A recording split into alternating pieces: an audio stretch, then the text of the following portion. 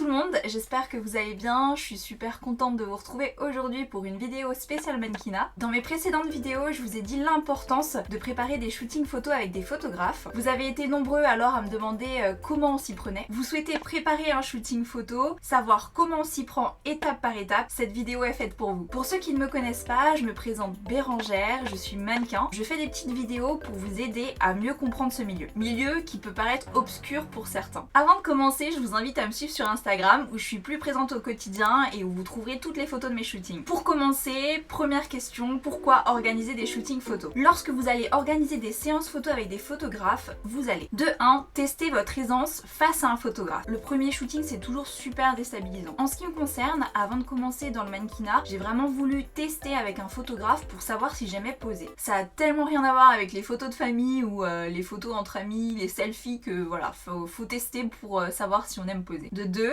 élargir votre book photo. C'est notamment le cas lorsque vous souhaitez démarcher des agences de mannequins ou également pour vous créer un book photo uniquement pour le plaisir. Parce que vous allez voir, quand on aime ça, on devient très rapidement addict. De 3, mieux vous connaître en termes de pose et attitude. Lors de mon premier shooting, je ne savais absolument pas comment m'y prendre. Je vous avoue, c'était un peu la cata, mais mon photographe m'a guidée et j'ai pu vraiment comprendre l'enjeu d'un shooting photo. J'y ai compris qu'une photo n'est pas uniquement le reflet de votre beauté physique, mais également le reflet d'une émotion. Un mannequin peut avoir de très beaux traits physiques, si aucune émotion émane de la photo, ça ne sera pas une photo réussie. Mieux se connaître également, puisque se placer devant un objectif pour se mettre en valeur, ça s'apprend. Justement, la meilleure chose à faire pour progresser est d'organiser des séances photos. Je vous conseille vraiment de faire un maximum de shootings pour prendre confiance en vous et en aisance. Bon, maintenant comme on a vu l'importance des shootings, on peut se poser la question de avec qui shooter. Comme je vous l'ai expliqué dans ma première vidéo, pour mon premier shooting, j'ai décidé de faire appel à un photographe professionnel. Cela me rassurait énormément puisqu'il savait vraiment ce que les agences de mannequins attendent en termes de photos. Le but de ma première séance photo était déjà de savoir si j'appréciais poser devant un photographe et également ensuite d'envoyer ces photos à des agences de mannequins. Pendant ce shooting, il m'a vraiment guidée et donné des bases pour apprendre à poser. Cette première expérience positive m'a vraiment confortée dans l'idée que j'aimais shooter. Pour étoffer mon book, j'ai rencontré d'autres photographes professionnels, mais j'ai également fait des shootings photos en collaboration. Nous allons donc parler des collaborations. Les réseaux sociaux nous permettent aujourd'hui d'apprécier et de découvrir le travail et l'univers de différents photographes. Il y en a également de même pour les photographes qui peuvent découvrir les books des mannequins. Donc par le biais de collaborations gratuites, vous pouvez shooter ensemble. Les photographes qui souhaitent étoffer leur portfolio peuvent faire appel à des mannequins et inversement, les mannequins peuvent faire appel aux photographes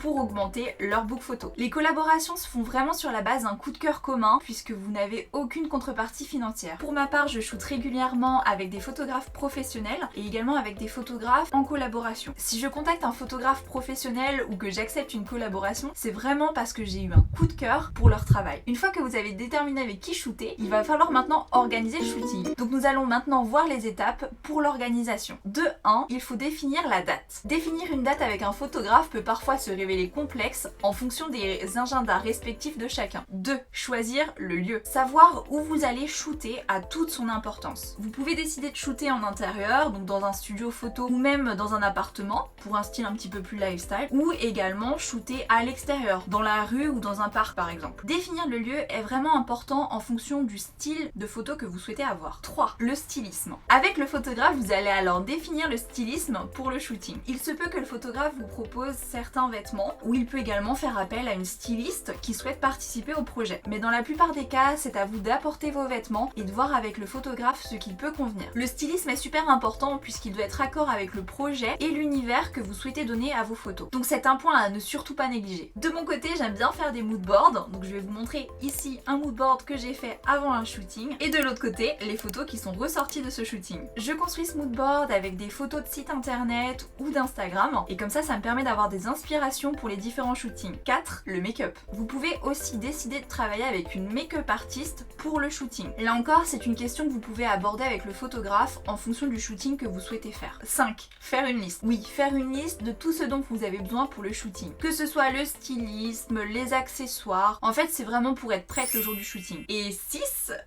Le tour est joué, maintenant c'est à vous de vous éclater lors du shooting. Donc vous avez vu, c'est pas compliqué d'organiser un shooting, mais pour qu'il soit réussi, vous l'aurez compris, il est super important d'accorder du temps à la préparation. Plus vous allez le préparer en amont et plus vous allez adorer le shooting. Voilà mes conseils pour organiser un shooting photo. J'espère que cette vidéo vous a plu. Comme d'habitude, n'hésitez pas à mettre un pouce en l'air si cette vidéo vous a plu, à vous abonner pour voir mes prochaines vidéos et à me dire en commentaire si vous aussi vous souhaitez organiser un shooting photo. Je vous dis à la semaine prochaine, prenez bien soin de vous. Bisous, bye bye.